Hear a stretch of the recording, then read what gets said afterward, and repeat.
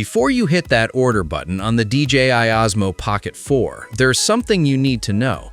Insta360 is about to enter the Pocket camera space with the Luna Ultra, and it's not playing it safe. We're hearing about a dual lens system, optical zoom in a pocket body, AI tracking, and battery specs that suggest serious endurance. A leaked product sticker has already confirmed the name, which means a launch could be very close. In this video, we're breaking down what the Luna Ultra brings, why it matters, and whether you should rethink buying the Pocket 4 right now. Stay with me, because one detail here could change everything.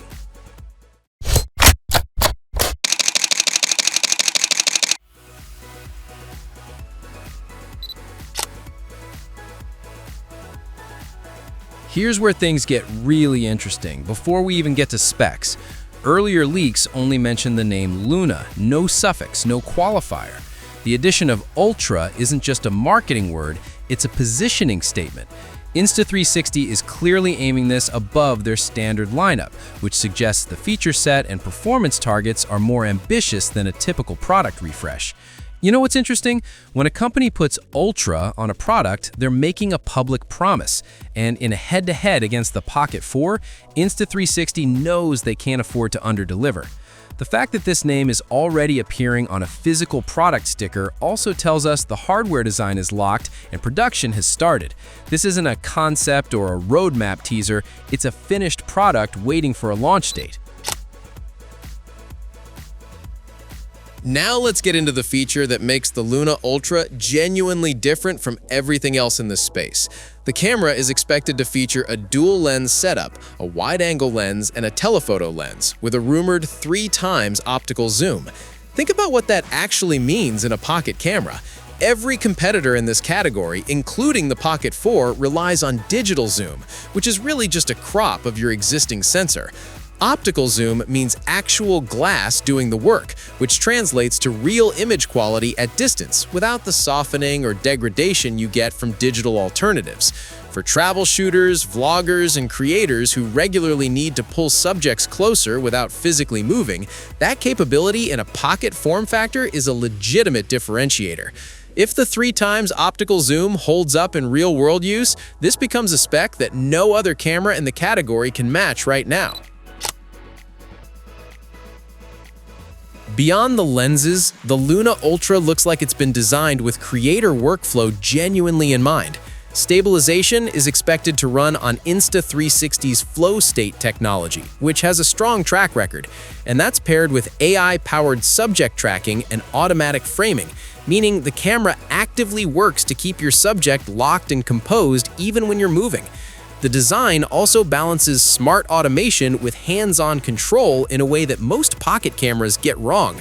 A rotating flip-out touchscreen for easy framing, physical buttons including a joystick, zoom controls, and dedicated mode switches give you the option to go fully manual when you need it. Trust me on this one, that combination of smart automation and tactile control is something a lot of creators have been asking for. On battery, the Luna Ultra is listed with a 1550 mAh cell and support for up to 15 volts and 3 amps charging. That's a fast charging setup, and while actual runtime isn't confirmed yet, the power specs suggest Insta360 is taking endurance seriously this time around. So if you're already in the DJI ecosystem and want something proven right now, the Pocket 4 is still a solid pick. But if you can wait just a few weeks, the Luna Ultra is shaping up to be one of the most innovative pocket cameras yet, especially with that dual-lens optical zoom setup. Stock is already appearing, so this is not a long wait situation. It's a short wait to see what drops next. And with Insta360 hinting at a bigger ecosystem move, this could be more than just one product. So, are you waiting for the Luna Ultra or going with the Pocket 4? Drop your thoughts below. What if Insta360 just quietly confirmed one of the biggest camera launches of 2026 and almost nobody noticed? What if the tiniest camera Insta360 has ever made is about to get a sequel that completely redefines what a wearable action cam can do? Because right now, on Insta360's official website, there is a live countdown ticking down to April 15th with 5 words sitting above it. Gear up for a new legend. And based on everything we know about the Go Ultra lineup and where Insta360 is heading in 2026, all signs are pointing to the Go Ultra 2. In this video, we're breaking down what the original Go Ultra brought to the table, what we expect the Go Ultra 2 to upgrade, and why this tiny camera might be one of the most exciting releases of the year. Trust me, stick around, because the last part is where it really gets interesting.